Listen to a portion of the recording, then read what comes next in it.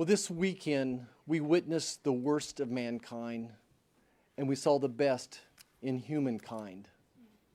The best would be the Polish people, the love and the compassion that they've showed to their neighbors. Over half the Poles have invited one of their neighbors from Ukraine into their own homes. In their refugee center, and I think Senator Collins called it right, a welcome center. And I think that's exactly the right description. I've done medical mission work throughout the world, and I've never seen a more efficient, gracious, respectful delivery of aid to refugees, whether it was their health care, their food, their shelter.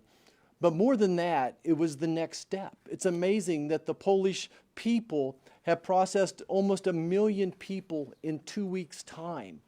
Not only are they taking care of their needs right there at the center, they're helping buy and arrange transportation to another destination, to a loved one, whether it's in the United States or the UK or somewhere else in Europe.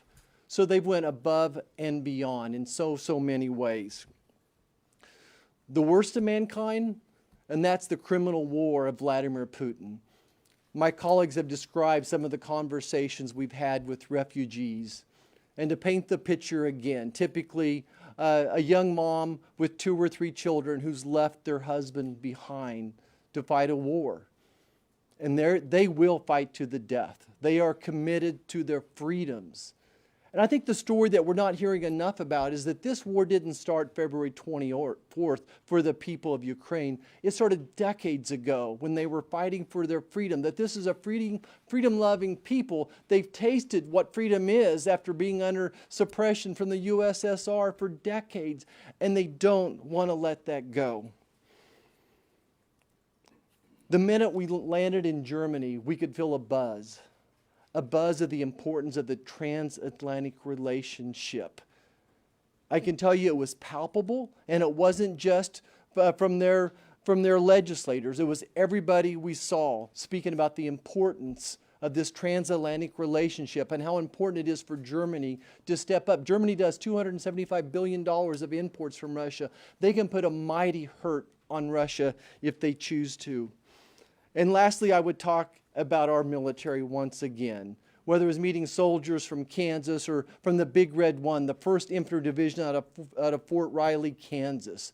Those soldiers have been there for years, training with people from Poland and other allied nations. Even you're training the Ukrainians as well, and I think that's one of the reasons the Ukrainians are putting up such a fierce battle right now. And I'll agree with Senator Moran. I think that the Ukrainians can win this war. I do see a path to victory, but the world has to step up. We're only doing a fraction of what we could be doing.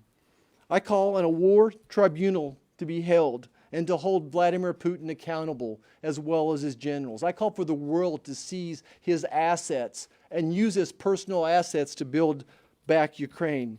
I call for all people of the world to stop doing business with Russia today.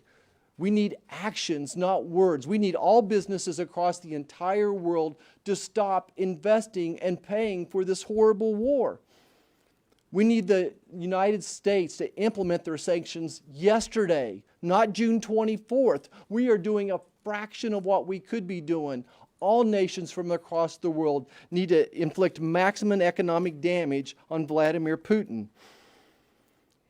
And finally, my colleagues again have talked about the need for military aid yesterday. We don't need to debate it. We don't need to talk about the pros and the cons. Get them the damn weapons.